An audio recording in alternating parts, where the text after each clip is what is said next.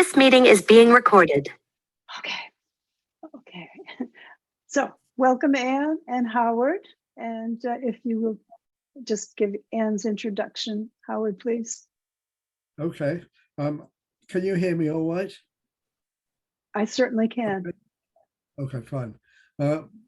I sort of think of Anne as being a friend for as long back as I can remember. Although at a meeting recently, she pointed out it wasn't quite that long because I can remember things before 1989. But that's when we first met, and I had forgotten the circumstances. I was chairman of the Dean's Advisory Committee on the Botanical Garden. And as such, I like to sit on in the interviewing panel when we were hiring new staff at the Botanical Garden. And in 1989, we wanted an educational assistant to Judith Quigley, who some of you may remember, who was the educational person at that time. And so I sat on the interview, and the person that we hired was Anne. And she was born and brought up in St. John's. She did an MSc in biology in MUN and a diploma in animal health technology from Centralia Agricultural College. And as far as I remember, she was the outstanding candidate, so we had no difficulty taking her on. And she remained up at the garden for another 5 years until, or another 4 years until 1993.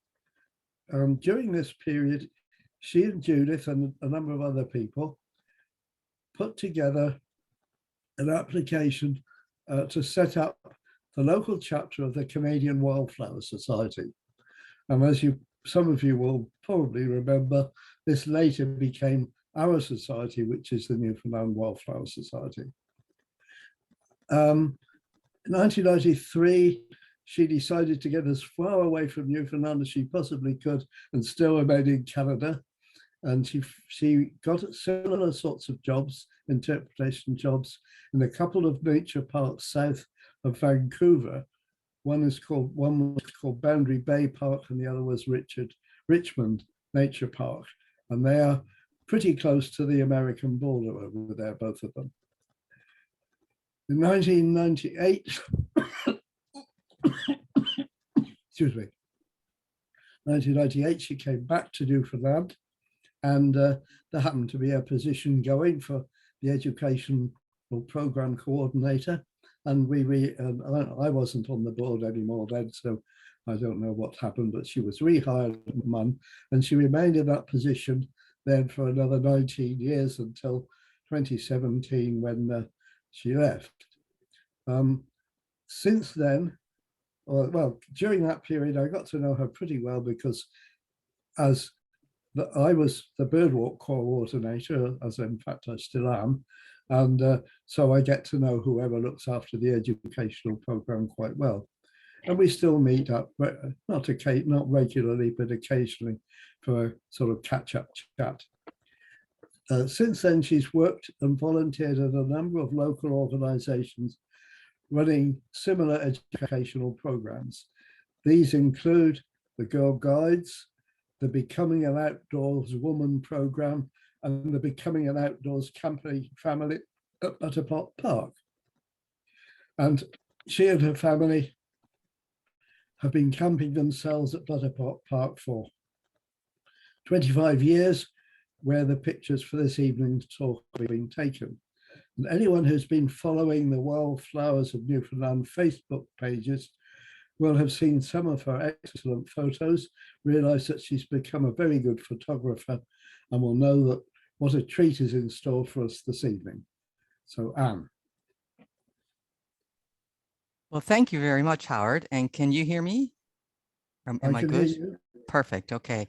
Thank you, Howard, for your very kind words. I really appreciate that. I think, Karen, I will start sharing my screen now and select the screen. I'm hoping this is the right one. Camping with Wildflowers at Butterpot Park. And can we see the screen? You can just let me know that. Perfect. Okay. So thank you, Howard. That was very kind. And there's actually a very funny story associated with that job interview that I had way back in 1989, but I'll tell it another time. But I did get the job. And yes, Howard has been a very good friend of mine, as many of the friends of the garden. So I'd like to say hi to many people out there that I haven't seen in a little while. And thank you to Karen and Carm for inviting me to do this talk tonight. Now I'm going to look at my watch because I'm going to be on time tonight. So it's 1:45. All right, I'm not going to go over time. When they contacted me and said, would you do a little PowerPoint on the flowers of Butterpot Park, I went, oh, I don't think I have enough pictures. And my family thought that was really funny. So I do have lots of pictures and I'm really happy to share with you tonight. And the very first picture I actually took on my birthday this year. This is where I am on my birthday every year in August. This is Peter's Pond in Butterpot Park in my little plastic kayak. It's just a little plastic boat and I go exploring all over the place. And Butterpot is definitely one of my favorite destinations. Now, really quickly, if you've never been to Butterpot Park, it is one of 32 provincial parks which still exist in the province of Newfoundland and Labrador. 13 of those are camping parks. I put up the list here for everyone to see, but if you want any more information on Butterpot Park or Parks NL, you can just simply visit their website, Parks NL, or if you just Google Butterpot Park. And they do everything on their website now, from you can book your campsite to find out information. And when I was doing some research for this PowerPoint presentation, I discovered they even had a document which mentioned the Wildflower Society of Newfoundland and Labrador in their information. So they are aware we exist. So, excuse me, the park was established in 1958, and many of you in this group actually know quite well one of the key people involved in the development and the creation of the park, and certainly the planning of the park, and that was Bernard Jackson. When he was working with parks, he was actually heavily involved with this park and in the planning and laying out the trails. And I knew that and then forgot. But I must say, this is one of the parks that I do really enjoy visiting for many reasons. And one of those reasons is how well it is planned. It's so easy to get to things. If you've never been there before, from St. John's. So for those, there is a couple here from outside Newfoundland. So my apologies, I should have put a Canadian map, but we're located right on the east coast of east coast of Canada, Newfoundland and Labrador. And basically St. John's is right east of that. So to head to Butterpot Park, you head south on the main highway here. And from my house in downtown St. John's, we can get there in about 25 minutes. If you live in Holyrood, it's even closer. So one of the reasons why I go to Butterpot quite a bit is that it's very close and it's very convenient.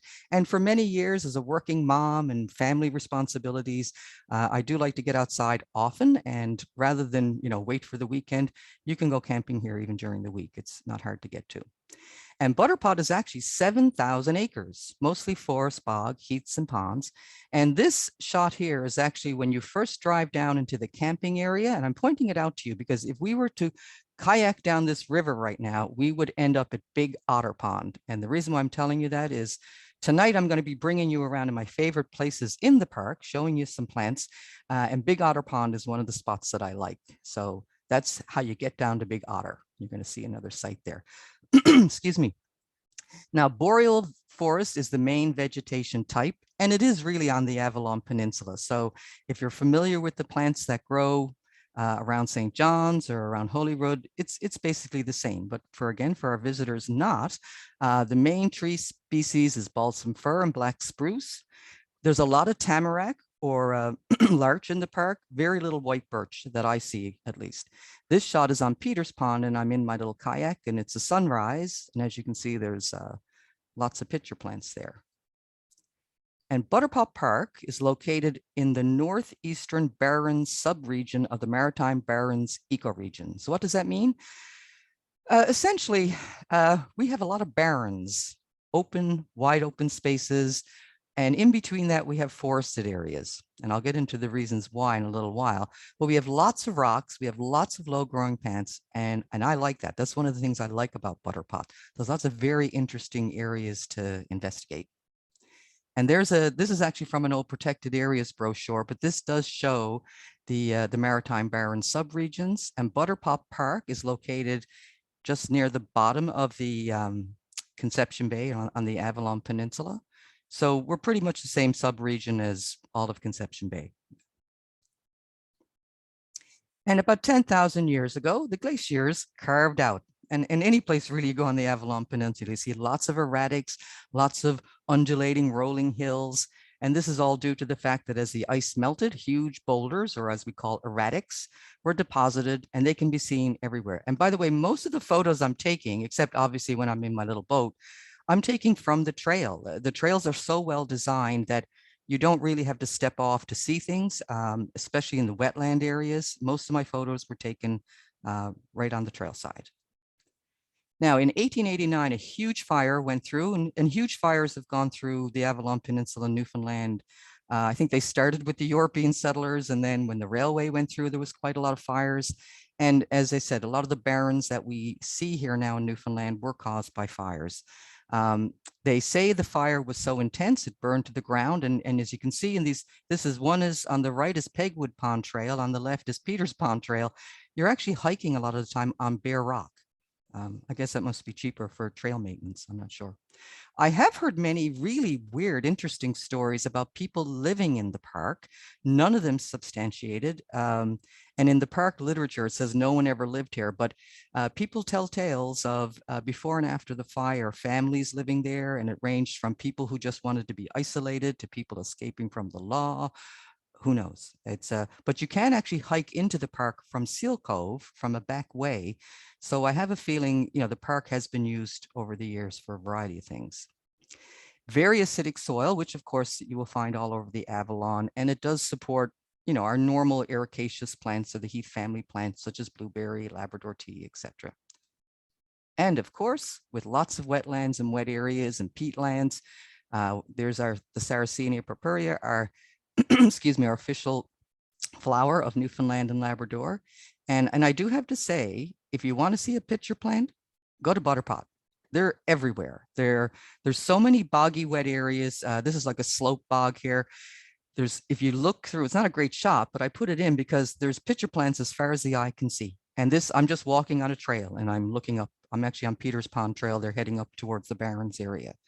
So there's quite a lot of pitcher plants throughout. So it's really quite nice. And of course, we have this is our normal boreal forest. The trees, for the couple that aren't from Newfoundland, this is normal for us because we have very short growing season. Basically, all the abiotic factors of short growing season, not a lot of nutrition in the soil, not a lot of light, et cetera, et cetera. So the plants, our trees don't grow big and tall. They grow very small, but these still can be 100-year-old trees this size. Lots of ferns, lots of moisture. On the left is some bunchberries, and I'm going to get into some label slides coming up soon. On the right are some lady slippers. So it's all the typical flora that you would see really anywhere along the Avalon. Now, I put this 10 picture in just to sort of remind myself to explain, I don't work for the park. I've never worked for Butterpot Park. We've just enjoyed it as a family. My husband actually came here as a child with his family. And that's really why we came then. When my daughter was born, we started using the park. It is convenient, it is close by, but I know it has a reputation of, well, it's just a city park. It's just outside the city. But I can tell you as someone that spends a lot of time there, it's an absolutely beautiful park. There's tons of places to explore and it's a ton of fun. I live in a tent. Yes, when I go camping, I do not have a camper trailer. We're one of the few tent users out there, I will say. It is very cold out there. We are right next to Conception Bay, not far from Holyrood, but it's a grand spot to be. And as Howard did mention, yes, I do volunteer with the park. I'm delighted because a lot of the education programming due to cutbacks has, shall we say, been decreased or basically cut off in a lot of our parks. Many years ago, many of you will remember that several of our provincial parks were closed and sold. So the staff that work there are very dedicated. They're working very hard to, you know, keep things going. So this is actually done in cooperation with the Friends of Salmon Air Nature Park and Salmon Air Nature Park itself. And they offer the BOW program, Becoming an Outdoors Woman, which I volunteer with. And then they started offering an outdoors family program as well. And I do the nature hikes. So that's quite a lot of fun. And we're delighted to have some educational programming back in our provincial parks. So here's a map of the park, and I know this can get a little bit confusing. it's a huge park, and you won't really find very many park maps that show all the areas that you use. So on the far left of our screen here, you'll see near the top, it says Butterpot Hill. And that's actually the hike that a lot of people like to go up, and it's actually technically called Butterpot Mountain. I'm not going to really do much with that tonight because it is a very popular area. I would recommend that you go, but it's not an area that's really my favorite. It is nice to visit. I'm going to focus. You should see 4 stars on your screen. A yellow one on top, a green one partway down, a pink one, and then a red one. We're going to go to these 4 areas of the park because these are actually where I like to hang out. Before we get there, I just want to show you a few shots of the park itself. It has tons of ponds and gullies. Some of the ponds are quite big, tons of rivers. The ones that you can get to in the public area are Big Otter Pond, Peters Pond, and Pegwood Pond Gully have a trail going by. And I do see people getting in there to swim every now and then. The highest peaks, it actually has 3 mountains, and I didn't know that. Butterpot Hill is the highest, and that's what you see there in the distance. That is Butterpot Hill or Butterpot Mountain. The little pond in front is actually Peters Pond, and my campsite is just to the left of that. So you can pretty much see Butterpot Hill throughout the whole park. This is the hill again. So this shot was taken from from Pegwood Pond Trail. And this is actually the Girl Guide Gully. I'm not sure why it's named that, but the trail itself, if you were to hike all the way up to Butterpot Hill, it would be about 6.6 kilometers return because it's just a linear trail. You go one way in and out, but the elevation does go up to about 300 meters. And they say if you stand on top of Butterpot Hill, you are standing on the tallest point on the Avalon Peninsula. It's considered a moderately challenging hike. And the Butterpot itself, and I'm just moving my screen here now because there we go, put that there. The Butterpot actually means a bare rounded hilltop, sometimes referred to as a tolt. And the rock on top of this mountain is actually quite old. It's 600 million years old. So it makes me wish I did more geology courses because it's quite interesting. Here's another map of the park. So just to explain, this is the campsite map. The day use is on the right-hand side of the map. We won't be going there today in our slideshow. I have visited the day use many times, but I have no pictures from that aren't like family picnics and whatnot. The left-hand side of the park, the road that goes down, that's the main area where we'll be visiting there today. And that is the camping ground area, okay? Now, the first place we're going to go is actually what I call the lookout. So the lookout is part of the Pegwood Pond Trail. And it's really just at the very beginning of the Pegwood Pond Trail. So if you go over and visit, oh, sorry, going the wrong way there. Oh dear, hang on, can I go back? Yes, I can. So if you go, I'm just trying to move my scroll here, hold on, there we go, yeah. So if you go to campsite 67, so we see the red star there. There's a campsite, 67. There's a washroom. There's a playground. We used to actually camp here when my daughter was a baby. You walk into the start of Pegwood Pond Trail, and you only have to walk a few feet, and you start seeing some wonderful things. Then the first plant we're going to talk about tonight is ghost pipe or ghost flower. And I've put down the family here of our plants because I'm trying to remember those. And as I learn my plants and relearn the names, and it's a member of the Ericaceae or the heath family. And we're going to see a lot of plants tonight that come from that family. Now, people think it's a mushroom because it's white. It doesn't have chlorophyll. It does actually it does actually have flowers, but it doesn't photosynthesize. It actually, what it does, it's a parasite and it gets its nutrients from mushrooms. I believe the group, the Russellas. It does a very handy thing though, when you're trying to learn plants. And by the way, I teach most of the programs that I teach are people learning all about plants from the very beginning that know nothing. So the pictures I take, and this is why I take pictures like this to help people identify plants beyond when the flower is out. The really neat thing about a ghost pipe is that this is the seed. As the flower goes from flower to seed, it straightens up. And then what you seed is last year's seed coat. So you can always watch that to see when the flower is coming up next. So this is right at the start of the trail on the left-hand side and on the right-hand side. There's also another plant closely related that also doesn't have chlorophyll, and that's the pine sap or the false beech drops. Not as common. You will see lots and lots of ghost flower. You won't see this as often. And this is the one spot that I've noticed this in the park. A very common plant that you're going to see all over the park, and there's a lovely big spot of it as you come in, is what we call blue bead lily or poison berry or yellow clintonia or corn lily. Very, very common. First, you'll get the leaves coming up. Then you will see the little flowers, like it is related to the lily family.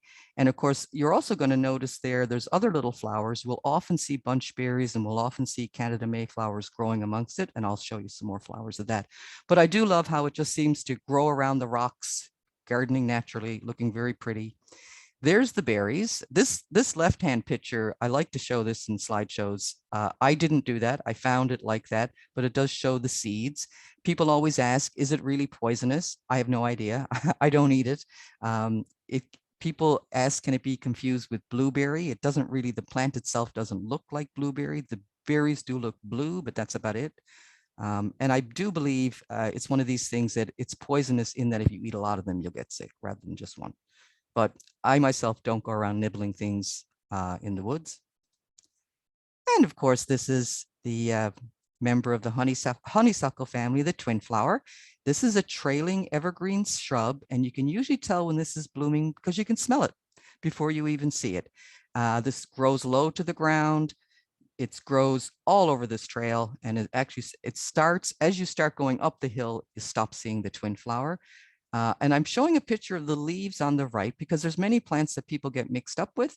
And the twin flower actually has rounded leaves. As you can see on the right, it's a trailing stem and the leaves are opposite each other. So if you think of like butterfly wings, there's one opposite the other.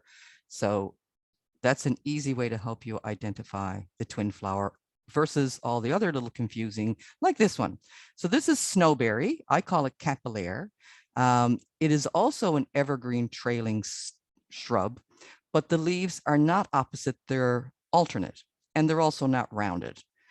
I do not have a single picture of the flower of this because it grows early in the spring, usually tucked underneath the edge of the stem. But these white berries, which will usually ripen by August, I believe, they do taste like mint. And this is very common throughout all the woods. And I'm not really putting too many trees in this show just because I don't have enough time, but I was really delighted. I don't see a lot of yew around, Canada yew, and this is just before you head up the steps to this trail, there's some yew. So I like to look at that and take pictures, but I still haven't got a picture of the fruit yet. Working on that.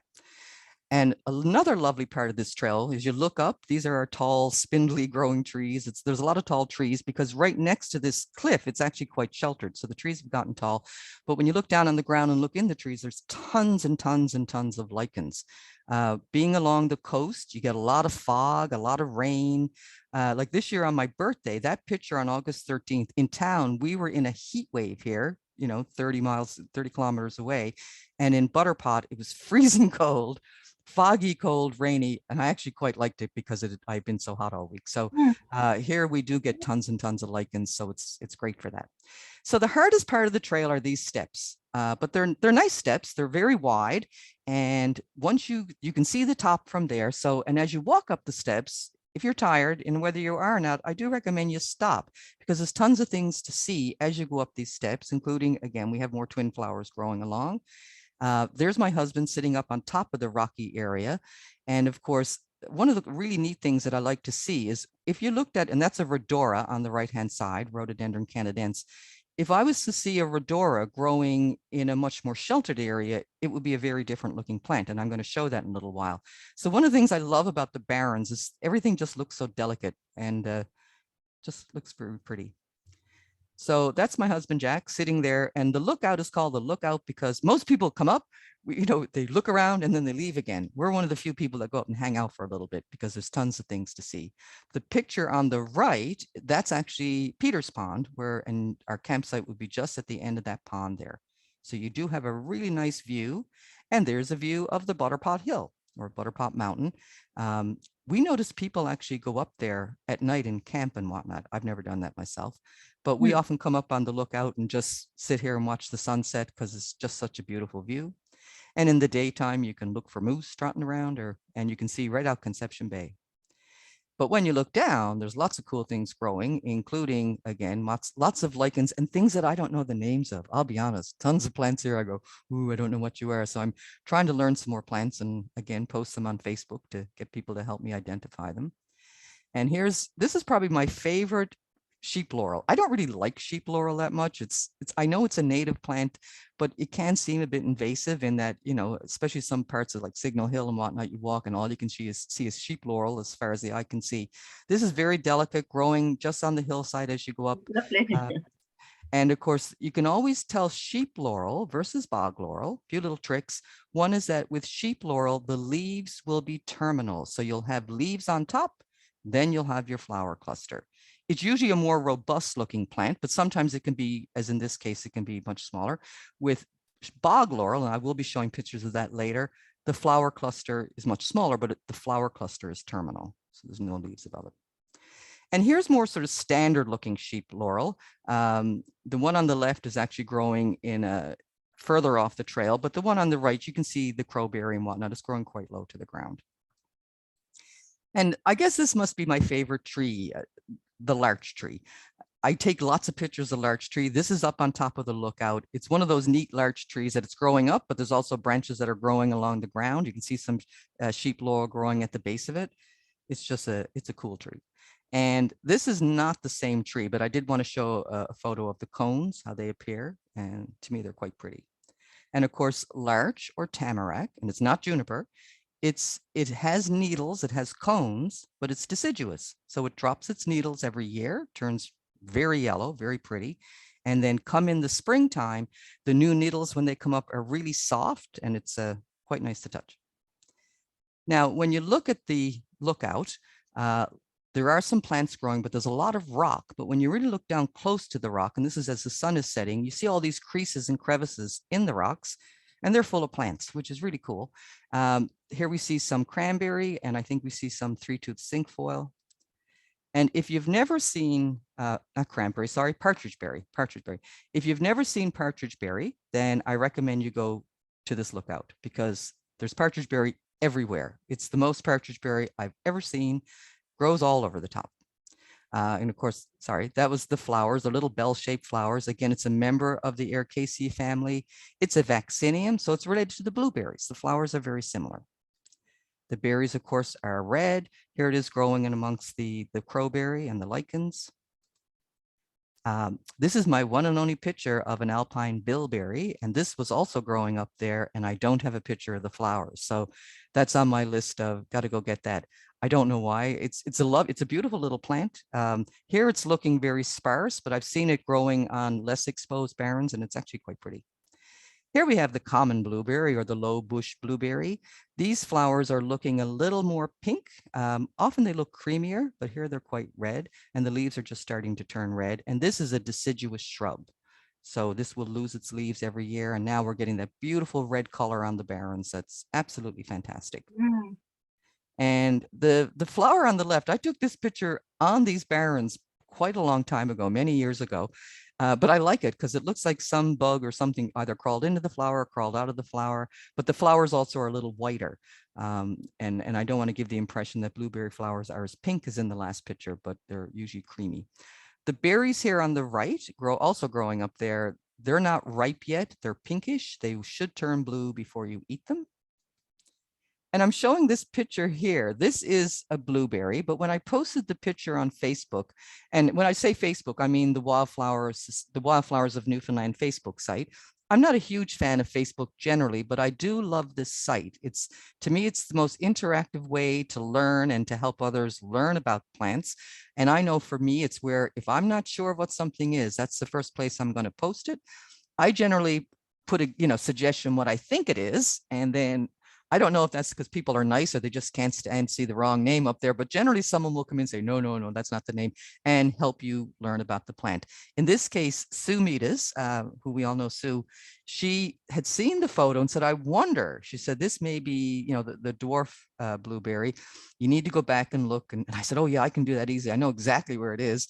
And of course I went back and couldn't find it. And I went back just a few days later and couldn't find it. So I'm putting this up for all of you people that are like me, an amateur. I am a biologist, but I'm not a botanist. I'm a hiker and I'm usually walking and moving and just clicking pictures quickly. So I'm trying now to actually stop, go back. I don't collect. I never collect plants just because I'll probably just lose them in the bottom of my bag. But I am trying to stop now and take more pictures and take more pictures of leaves, because while flowers and berries are exciting, leaves often tell us a little bit more about how to identify a plant. Next Looks to like- their, oh, go ahead. Looks like borealis to me. And that's what we need to figure out. Yeah, and if you see it in flower, the flowers tend to be much more they're shorter. They're sort of like little Right. cups. And but see this, go ahead. Yeah, and they're the leaves are quite small, and they're generally quite small, but the flowers are a little shorter. And here's the weird thing. This picture was taken July 5th. Yep. 2019. So there was no, I couldn't, and I was quite shocked. That's why I noticed the berries, but it's actually in a little, it's down in the rocks. So, and it was quite warm there. So that's what we figured, it was hurried along. So yeah, I actually went back several days. I said, I know exactly where that is. And I went, oh, no, I don't. So I'm keeping an eye on that. So that's interesting, John. Okay. Well, go back and check. I know I got to go back and look. So I'm looking in those little crevices now a lot more than I used to be. And of course, another very common plant would be the three-tooth cinquefoil. And you can always tell it's a three-tooth cinquefoil when you look at the leaves, they have 3 teeth.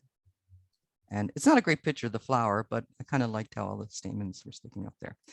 And here we have one quick thing, Anne. Yeah. Your spell check got the better of you there. Oh, what do I got there? You got the tridentate.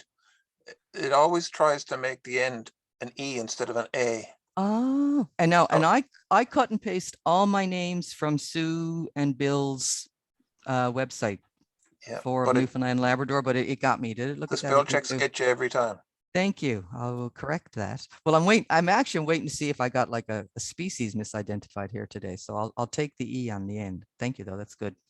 So here we have gall of the earth, and the picture here, this is the tallest gall of the earth that I've ever found. Normally I see it growing very low to the ground, but it was in the shelter over near the trees on the far end. It is a member of the aster family. It's not as attractive as the rest of the aster family. Poor thing, but it's a common plant that you see.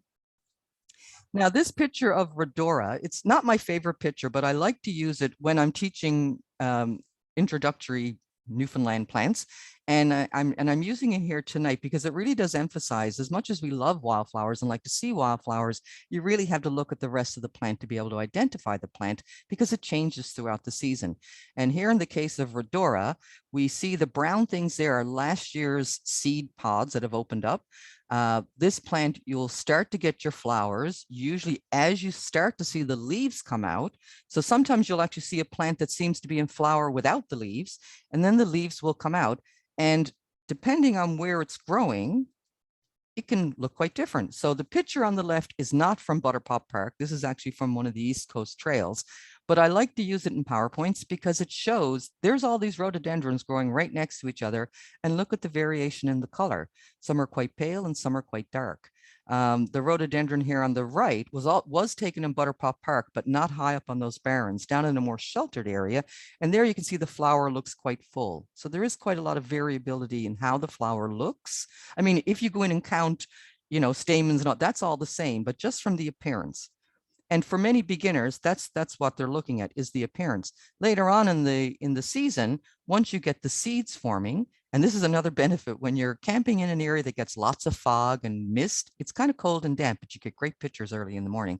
Everything gets covered in water. So that's the seeds of the, or the fruit rather, of the Rhodora. And on the right are the leaves. And to me, these are just the prettiest color leaves. I'd love to have a garden full of these.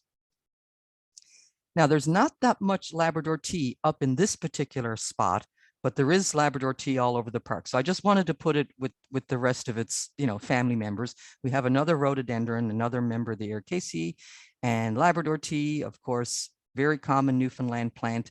It's easy to identify in that, yes, the brown fuzzy under the leaf. That's what I teach all the beginners. I also teach don't make tea and drink it. There's ways to do it that it will be okay. And there's ways to do it. If you basically put the leaves in cold water and bring it to a boil, a harmful alkaloid will be released. I've tried it several times and can't say that I like it. And of course, again, like every other shrub and plant, the plant's going to change over time. So on the picture on the left is actually showing the flower bud before it opens in the springtime. Now we're going to move to a new location. So if we had wanted to, we could have continued on the Pegwood Trail to Pegwood Junction and then up the mountain and all the way back down, but we're not. We're going to go now down to Big Otter Pond. So if you look on the map here, that's the green star. And Big Otter Pond was also the pond that I was talking about, that when you first entered the campsite area, which is the road at the bottom of this picture, and you look down that river, well, that's the river that leads to Big Otter Pond. Now, this is not a great map, and it's from the Butterpot Park website, but it's actually showing the winter skiing. So that's some of these trails are, and especially on the right-hand side of the screen, that's used in winter by the cross-country skiers. I haven't been able to find that trail in the summertime, at least not very well. On the left-hand side, a lot of the ski trails are actually linked to the roadways of the park. Excuse me. The dangerous steep hill, that is a roadway that normally you're driving on in the summertime. But I wanted to show a picture of all of Big Otter Pond. It's a huge pond. I couldn't find a picture of the whole park with the mountain and the pond. So I use this map. The bottom two rings there, that's actually the daytime use part of the park where you can go swimming.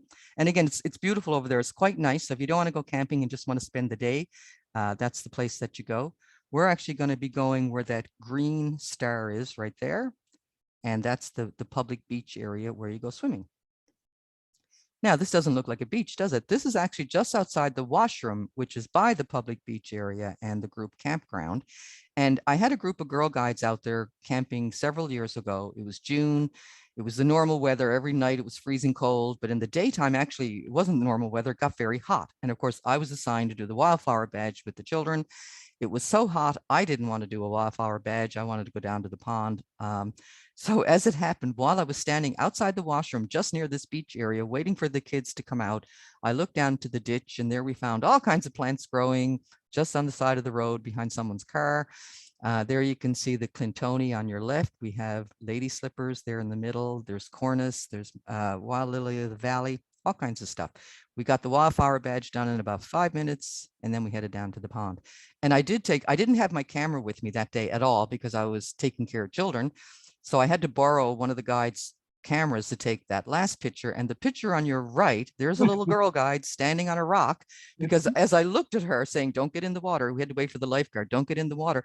There's a little violet blooming, and that's as good as a picture I could get. Don't know what it is. Went back and looked for that because the rock is there, but the violet isn't. But it does amaze me that this well-used beach, and this is the swimming beach for the camping area, stuff is growing no matter what. On the left is my little Pelican plastic kayak. If you're ever interested in buying one of these little things, drop me a line sometime. I've had this one for years and I highly recommend it. It's not an ocean going kayak at all. I use it just in ponds, but it's perfect and I have a lot of fun with it.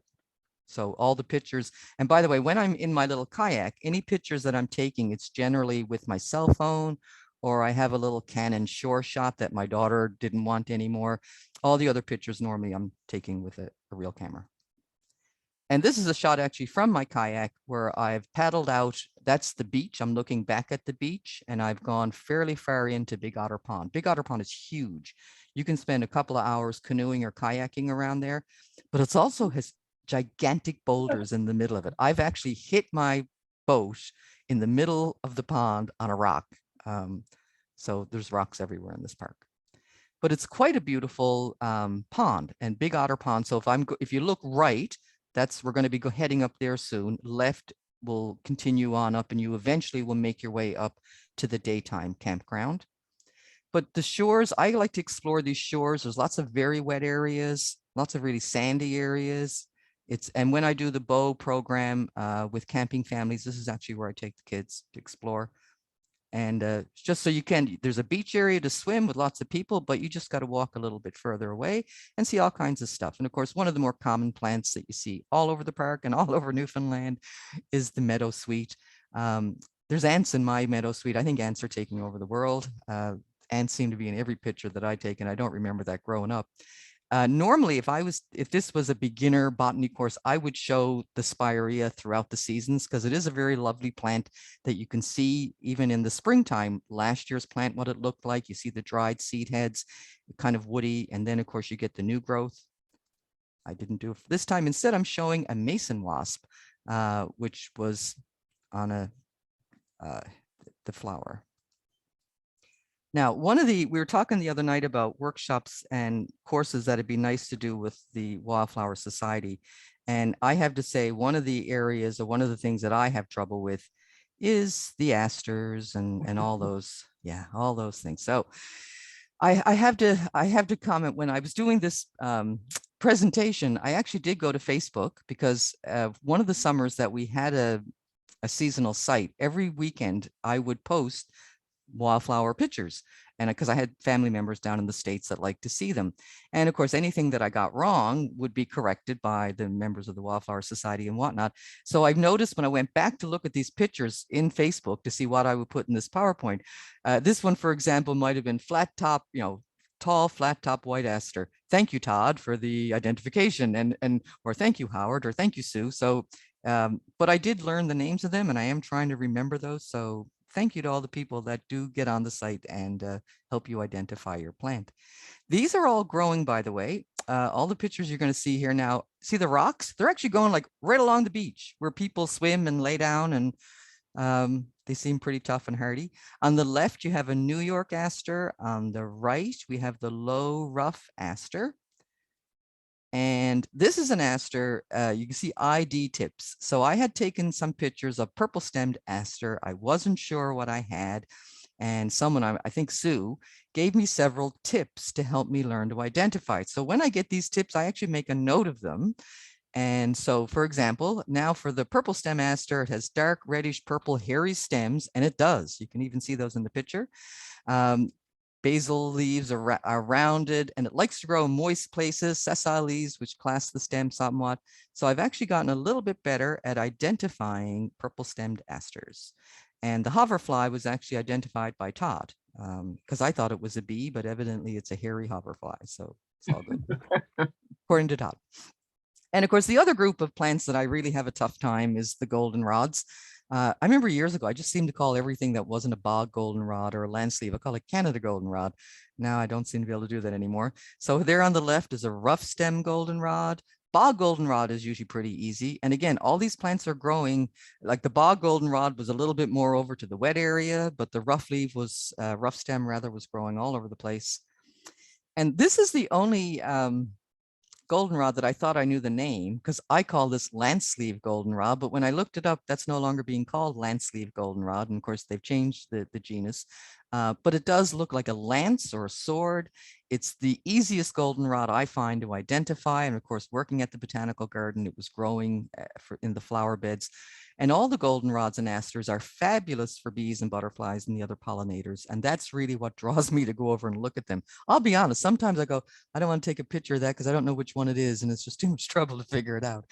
So I'm trying to stop doing that and taking pictures of plants I don't know what they are and trying to figure out what they are.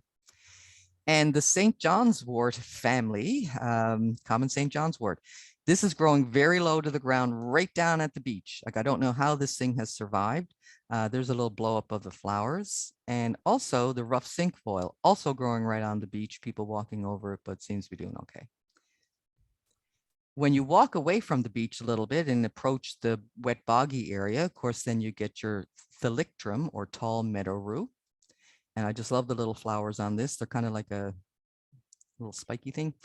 And irises are growing, again, all over the park as well. Very common. They're growing right on the beach. You can see it right here on the rock. Quite a pretty little plant. And this is my little boat, but I'm just showing you actually the iris there that's right in the front. Again, right on the beach where, and I'm there early in the morning before all, you notice a lot of people in my pictures. Yeah, I like to go to places when it's a little quieter. And now we're going to go to Big Otter Pond South, which is the Pink Star. And I am sad to tell you, I don't know how to tell you to get there. You can, so if we're looking at the picture there on the right, we're looking down now at where we just left, the beach area.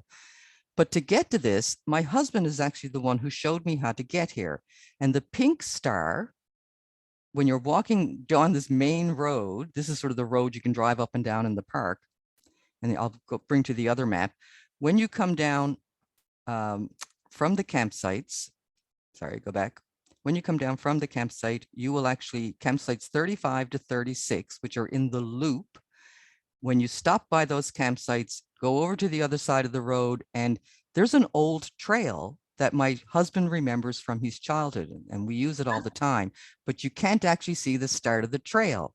So you just kind of have to eyeball and look and see where you're looking into where the pond is. So I know that's really vague, but well, so here you are, you're down here now, you've walked through that rough trail, but you have this absolutely beautiful spot.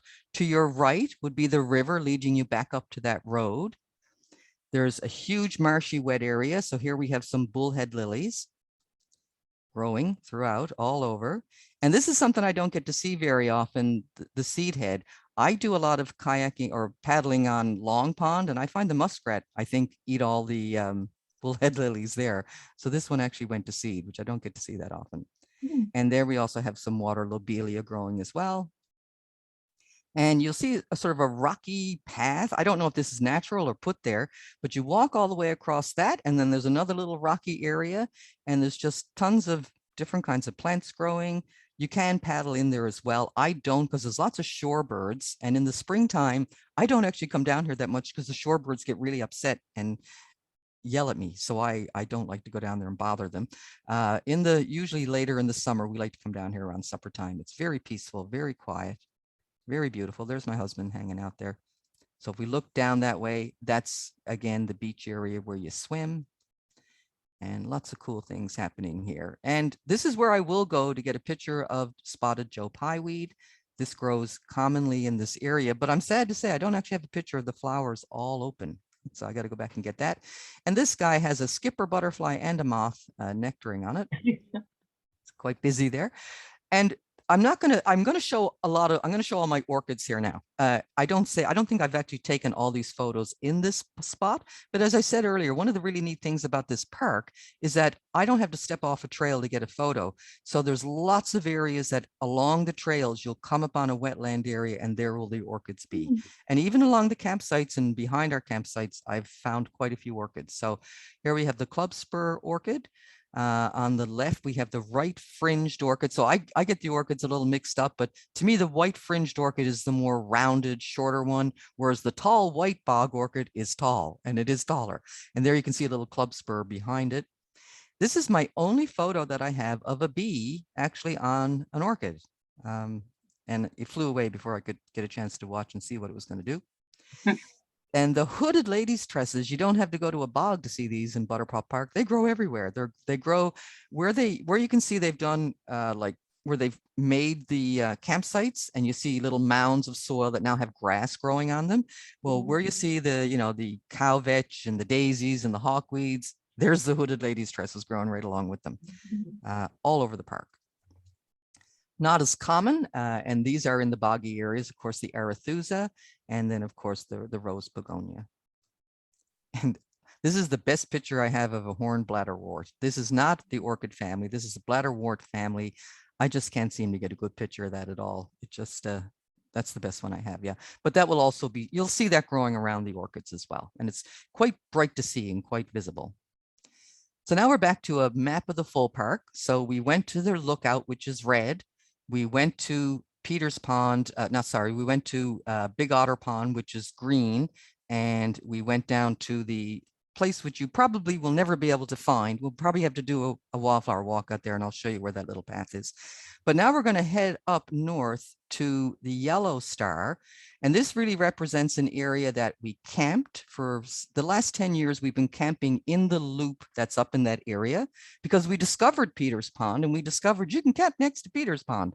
So that's our favorite place to go now and spend time. But I also learned, and I also started using Peters Pond Trail more so. And I find that's a lovely trail. And so we're going to go to that area. So Peters Pond hiking trail itself begins actually in a playground at campsite 86. And it's about 2 kilometers in length to the Pegwood Junction. And when you get to the Pegwood Junction, you can head back to the lookout or you can go up to the mountain. And the hike, if you were to go from Peters Pond Trail all the way to Butterpot Hill, it's 8 kilometers return. It's quite a hike. Now, one of the best parts of this trail is not on the map.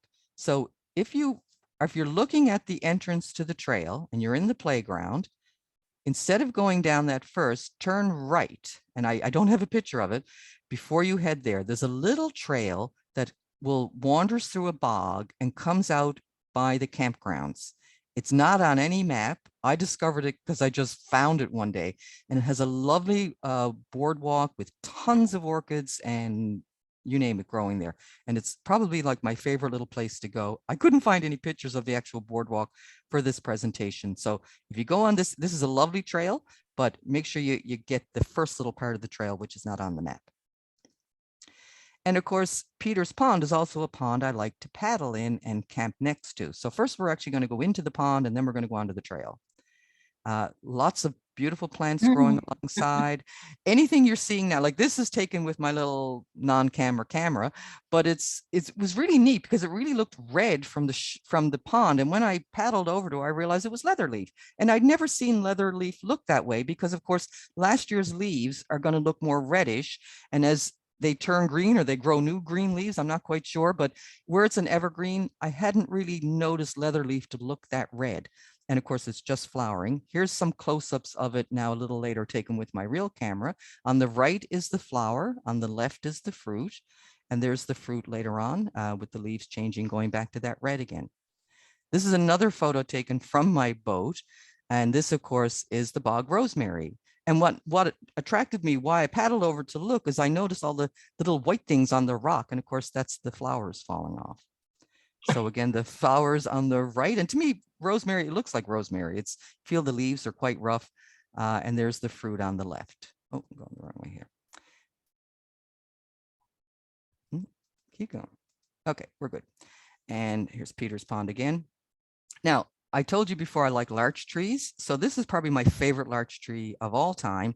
It's an odd looking little tree growing in the far end of Peters Pond. And what I also like about it, and you can't see it in the photo, but underneath it's growing like all this Kalmia polifolia, and there's even a pitcher plant, and it just looks lovely. It's just so pretty.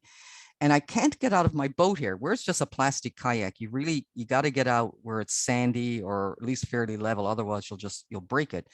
But I do like to go visit this area. And several years ago, very early in spring, as you can see, this is a larch tree as well. I noticed I'd like this big larch tree, but I noticed this year where the pond was low, that it looked like something underneath the larch tree. And when I paddled over to have a closer look, and I don't think you can really tell from this photo because it's not very good, but I snapped a picture with my phone. And this is actually a beaver lodge. And you can see pieces of wood there, but I assume, well, this must be a really old beaver lodge because I've never seen a beaver on this pond. Well, so one morning, a couple of years later, I got up early for a paddle, and it was the usual foggy, cold, gray day. I was so cold, I actually had gloves on. I had my phone poked away in my pocket in a plastic bag. I was paddling along and I was looking at my tree and, thinking, how can I get out? I wonder where, if I move the boat over there, I would like to, get out and have it investigate. And I'm not normally a nervous person, but that morning was so quiet. There was no noise, no loons, no anything. I was a little tiny bit edgy and I just felt like you were being watched or something. Anyway, suddenly I heard a big splash and my heart went up in my throat and I turned my head, and coming barreling towards me was a very large beaver. And he kept coming. And just before my boat, he veered off to the right and swam out to the pond. And with my heart thumping and ripping off my gloves and trying to get my camera or my phone out as fast as I can. I did manage to get him. He had circled around me and he was heading back the other way. Now, this is not a black and white photo, but you can see what kind of morning it was. Everything looks very gray. He was a rather large beaver, and there were several other beavers behind. As he swam around, then I did get a picture as he's going back now to his lodge underneath the larch tree. He disappeared, the whole family disappeared, and I've never seen him since. So I respect the beaver and the beaver respects me. I still do visit that area quite often, but I leave the beaver alone. Now we're going to step back onto the trail of Peter's Pond, because the trail does wander past the pond, so you do get to see it. And this photo was the first time I ever saw Peter's Pond, and we walked on further, and that's when we discovered there was campsites, and that's when we went, that's where we got to go. So this is where we camp. So we have small bog cranberry. This grows, it's in many places along the park. The picture on the right, this is another photo that I posted in Facebook because I didn't know, I knew it was a cranberry, but it wasn't in a wet marshy area. It was growing right into the rock, it seemed. And a few people had comments and we realized it still was a small bog cranberry, even though it just isn't growing in what I would consider the normal habitat for it. Here we have the bog laurel growing. This is growing, the one on the left is actually growing on a step on the path. And there's a picture of the fruit on the right. And the only pictures I have of mountain fly honeysuckle are these three. I have nothing of the fruit, and this was actually in bloom right behind our campsite. So there's no excuse for me not getting more pictures of this.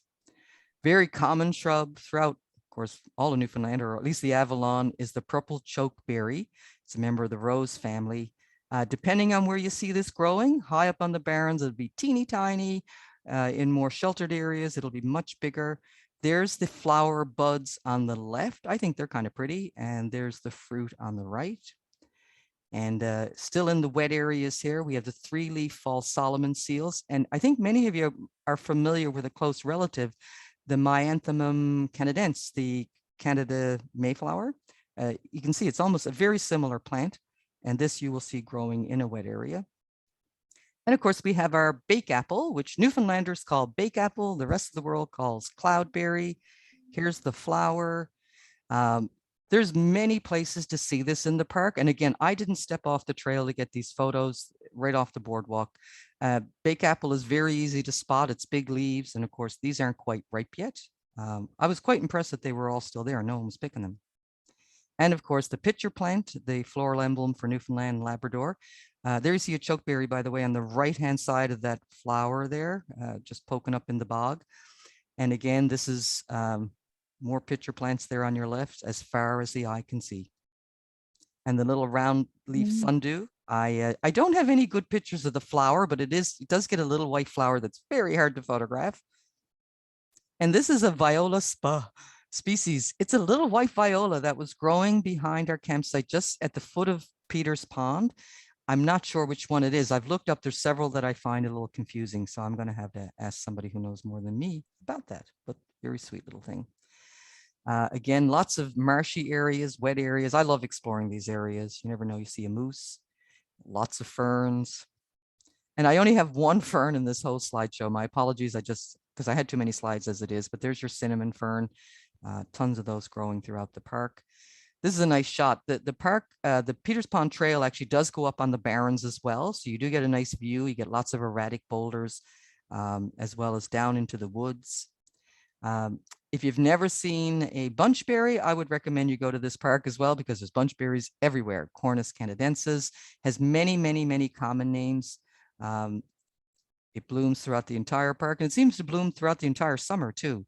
As you know, the 4 white petals are really bracts. The middle is actually multiple flowers. The leaves are they're semi-evergreen. I've seen red. Some of the leaves seem to disappear. Some seem to stay red and stay. And then you get your bunch of berries. And there on the left is how you see it normally growing. Big, vast swaths of it. Oftentimes with bunchberry, you're also going to get the wild lily of the valley growing amongst it. And there's the flower on the left, and of course the berries on the right. And the berries do change color throughout. Another very common woodland flower is the Trientalis borealis, or the star flower. That's the fruit on the right, believe it or not. You can't quite see it, but the leaves are kind of pretty. And it's my one and only picture of gold thread. I don't have the leaves or the fruit, sorry. And I know I didn't do many shrubs, the bigger shrubs in this slideshow, but there is the amelanchier. And of course, the lady slippers. And there's tons of those in the park growing. And these were quite robust specimens. They were quite tall and quite healthy. Yeah. And there's my campsite. This is one of the campsites that we had as a seasonal site. We did that until COVID, and then we just couldn't get a seasonal site anymore. It was more people booking. But this is like campsite 130 something. It's right on Peters Pond. This is in May. We were the only 10 people in the area. We had a great time. I loved it. I kayaked there all the time, and I still kayak in Big Otter Pond. But lots of plants to explore. And there, we're right at the head of the pond there. So there's a wetland bog area right there that you can explore as well. So it's quite a nice spot. And we find being close to the ocean, you get lots of strange cloud cover in the evening. And the other nice thing, of course, the Newfoundland's always windy, but in the morning and the evening, the wind does die down. So we take advantage of that. Now, how am I doing for time here? 8:40. Okay, I'm going to boogie. I'm almost done. The reason why I have this plant listed here, the one flower wintergreen, I do want to bring out that while it's nice to hike the trails to see plants, a really good place to look for plants are the bathrooms and the outhouses. And I'm not kidding. It's just, and the first time I trotted off with my camera, all excited to the outhouse, my husband said, "Where are you going with the camera?" And I went, "The outhouse." And he went, "Okay, that's not good. That's, you know," and ironically, when I was taking this picture, I heard a noise behind me, and I was lying right down in the moss. This was right outside the outhouse. There was the staff for the park, you know, come to clean the outhouses, but they went along. They were quite interested to see this little one flower wintergreen because this blooms outside the outhouse near our campsite every year. It's a cool little plant. And this is the first time I got to see the fruit because I normally, you know, if I see this on the trail, I never see it again. So I kept going back and watching it. So it sort of turns out to be like a kind of little pumpkin. It's kind of neat. So that's always there by the outhouse. My other outhouse treasure, though, I had never seen a bristly sarsaparilla before. I had seen the other Aurelia, the smaller one that's on the East Coast Trail.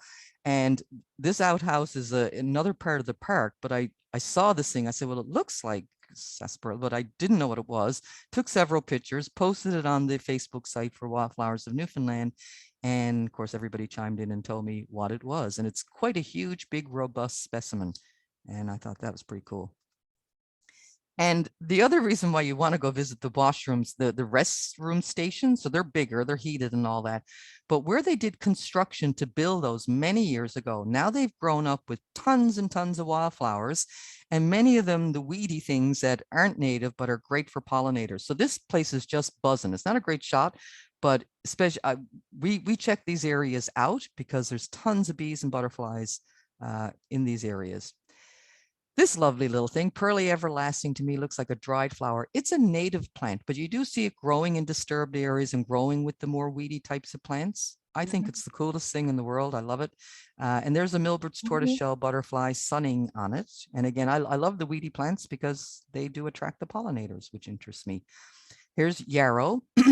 I don't see any pink forms of yarrow in the park. I don't know if that means anything because I've been looking for it for a picture, but mostly all I see is white. There you have a fly on it. But again, that's another good pollinating plant as well. Can't say enough about black knapweed. I know it's not native, another member of the pretty aster family, but really, I just love them for getting pictures of bees and butterflies and buzzing around. On the left is the hawkweed with a green comma butterfly on it. On the right is another member, another hawkweed, the orange hawkweed, or as we like to say, the devil's paintbrush. I have learned through the Wildflower group that Pilosella, and I'm sure I'm mispronouncing that, that includes now all the non-native hawkweeds. And so I'm learning as I go because hawkweeds are also another group of plants which I find confusing. On the left here, we have the ox-eyed daisy, used to be chrysanthemum leucanthemum, which I think sounds way better. But again, love the daisies. They're not native, but again, they're great for bees and butterflies. On the right is the wild strawberry, which is native.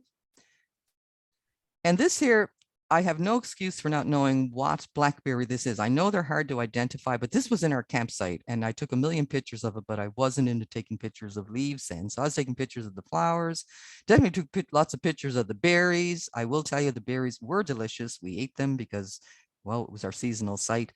but I didn't really get any good pictures of the leaves. And I know blackberries are hard to identify. But one thing that was sort of new to me, I'd always called most roses northeastern rose. And in many, many of the campsites, there's roses growing, which is just lovely, but it's the Rosa virginiana, the Virginia rose. And that was new to me. So, and I actually figured it out all by myself. So I'm quite proud. Of course, we have fireweed, very Color, common. yeah. Yes. What's that? Sorry. Okay, so we have fireweed as well, another great pollinating plant. Again, it's not native, grows all over the place. On the left, we have another little hoverfly on a buttercup. There on the right is cowvetch. And that's the end of my flowers. And so I just want to say this is a shot again of Peter's Pond where I like to spend my time.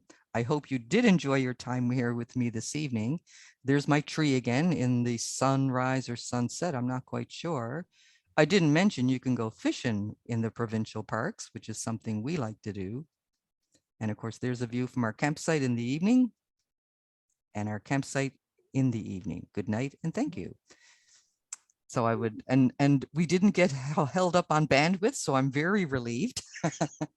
And I'd welcome any questions now. Thank you for your attention and your patience. I'm a little over. I can't get her down. Ah. I put her, Yeah. view of Thank her- you. Thank you so much, Anne. Boy, that was really, I feel like I've gone camping. And I love that. In fact, what I'd like to do is figure out, am I too old to go back to a tent? I don't know. You know, We've sort of we- given those up. we bought that tent about 15 years ago, and we had 3 large dogs, and that's really why we got such a big tent. We only have 1 child. And the plan was the year we set up the seasonal site, we were going to buy a little trailer. You know, we're still looking for a little trailer, and we have bought one, but it's not in great shape. So it's very difficult to get a very small trailer. That's been our challenge. So we're still in the tent. I love the tent. As long as I got enough foam underneath me, I think it's the best thing in the world. I don't mind a tent at all. Yeah, but you have to get down and up. And I wanted to, I didn't know your connection to the forming of the Wildflower group. That was nice that Howard was able to tell us that, because I didn't know. Thank you for that. The question I want to add, and I want to get my head of myself here. I'd love for you next summer if you could lead us on a walk, probably just, for a couple of hours, a half a day or something. I wanted to ask you about the trails. It looks like, it's easy walking, and then there's some boardwalk for a lot of us who have difficulty now. Do you have to go up to climb up a lot of rocks? Right. Is it a good path for easy walking? It varies. So that's really why the climb up to Butterpot Hill, I like to do that. And I often do the first part of the trail and come back if I don't have, because I want to go somewhere else. But the last part of it, going up that mountain, that's quite a slog. And it does take a lot of time. And really why I don't go there that often is a lot more people are up there, especially in the daytime. But what I've learned, and this is why there's little sections of trail that I like to go, that, for example, while I'm waiting for breakfast in the morning, because I'm not the cook, this is also why I like to go camping, I'll wander. So that little bit of boardwalk trail that I mentioned, that's not on any map, that's, it's before Peter's Pond, that's a really ideal little spot, because it goes from one corner of the campground.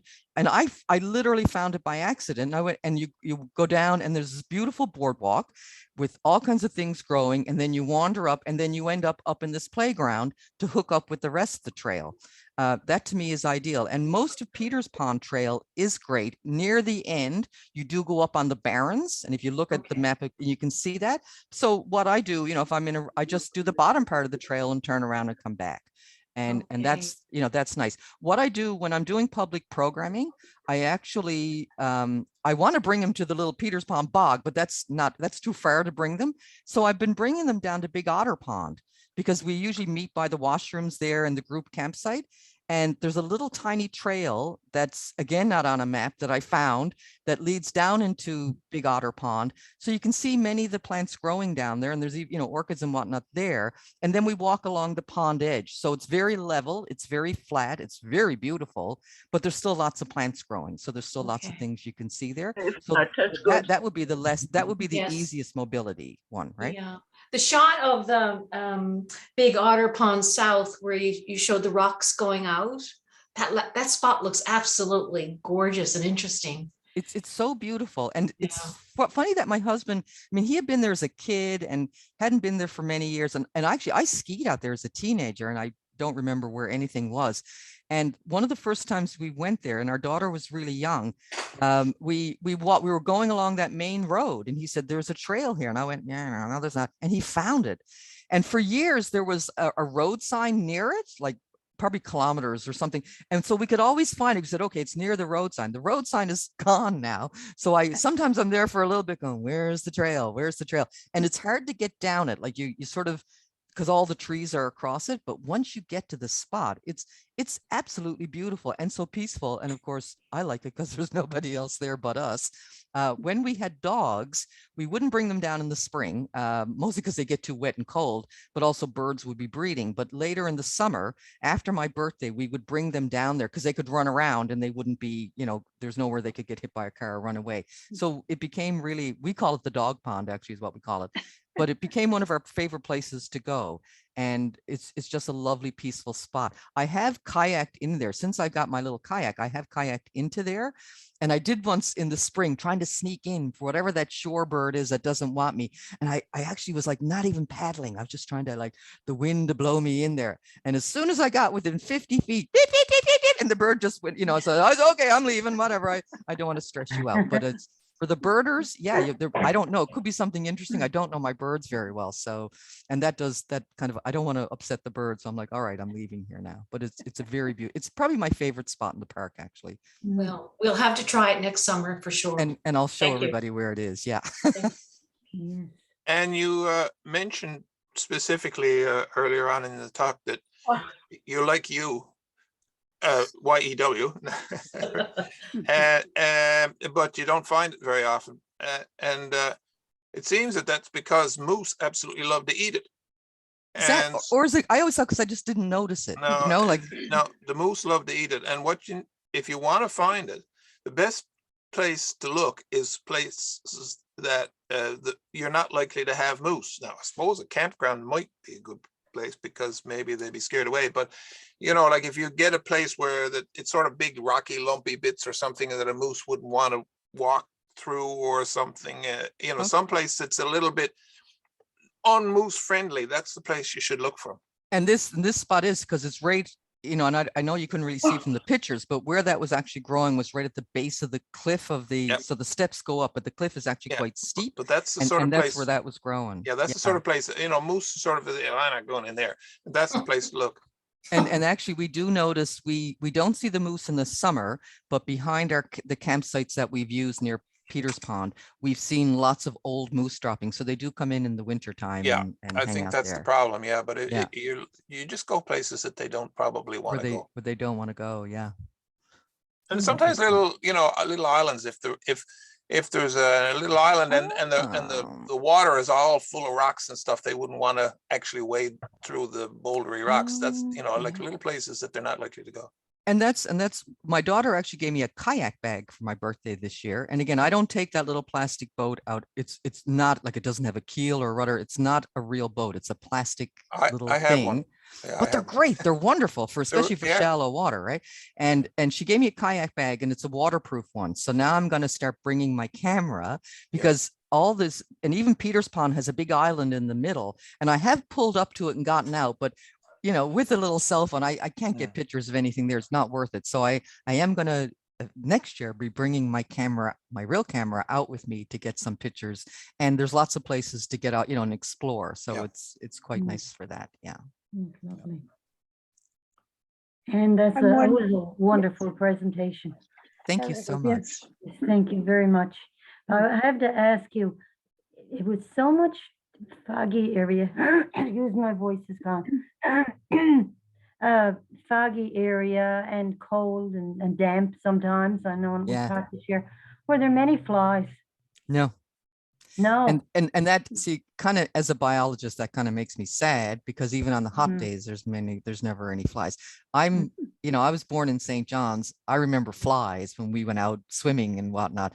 There's no flies. There's really nothing, no flies. There might be something, maybe one day there might be a flu buzzing around, but and I don't usually get bitten very badly by flies. Generally, they don't like me, but generally we're not being bothered by flies. It's never really a major issue. No. So, Okay. and it's not just because of the fog. I don't think it's just because of, the way things are these days. You also don't get dead insects on your windshield of your car anymore when you drive on the highway. So it's, it's just seems to be less insects around. Yeah.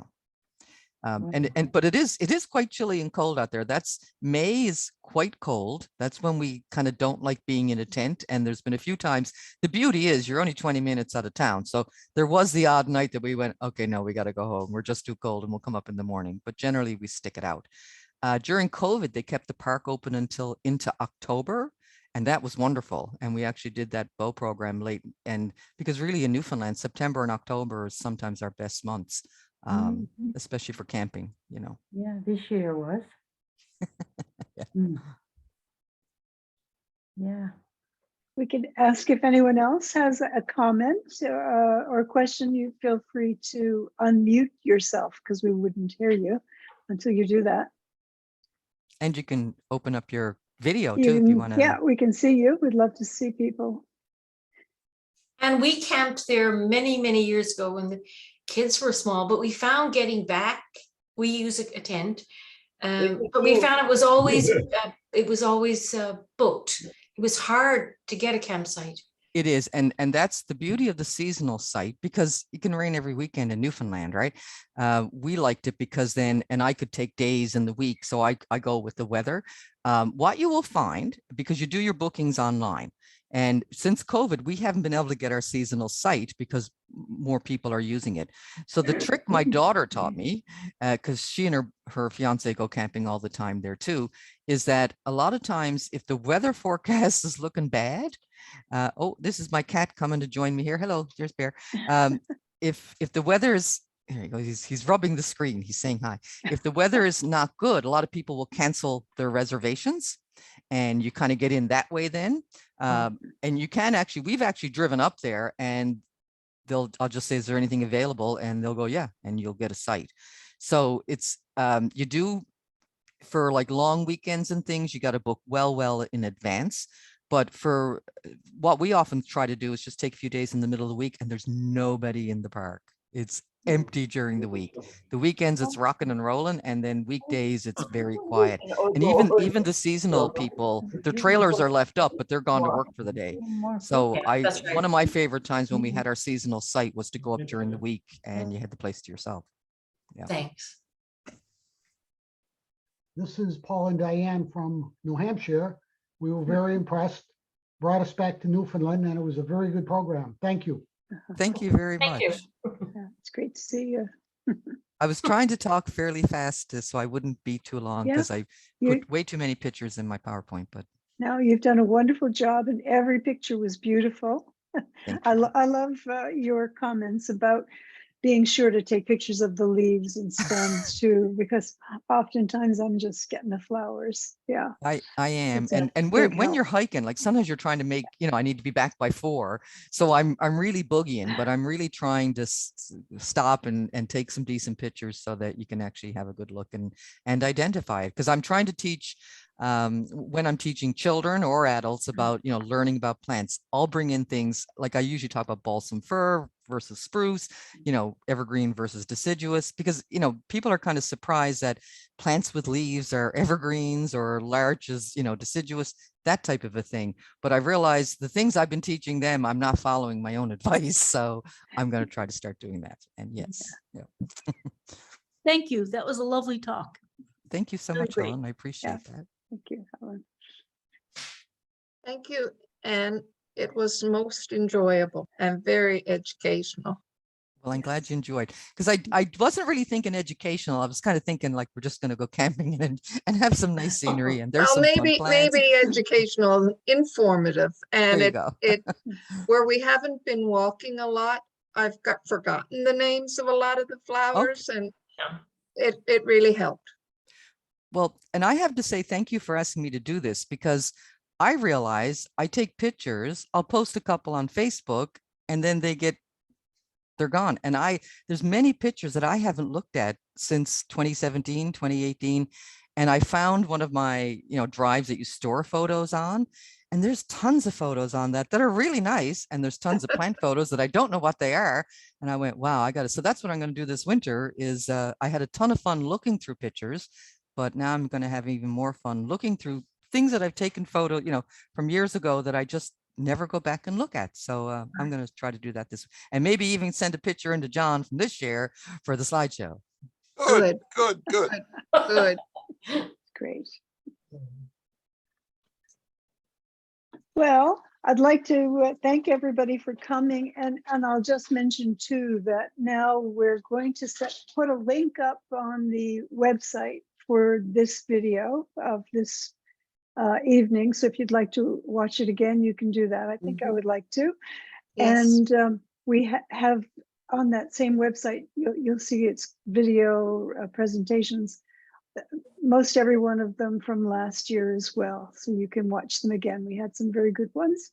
We look forward to November, and November is going to be Todd Bowen. So, and in the meantime, thank you so much, Anne. It was fabulous.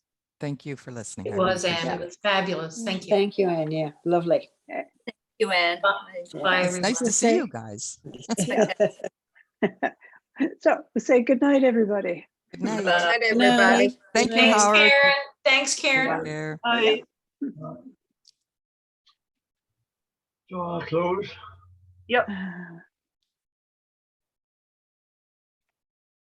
So, no, I want to go.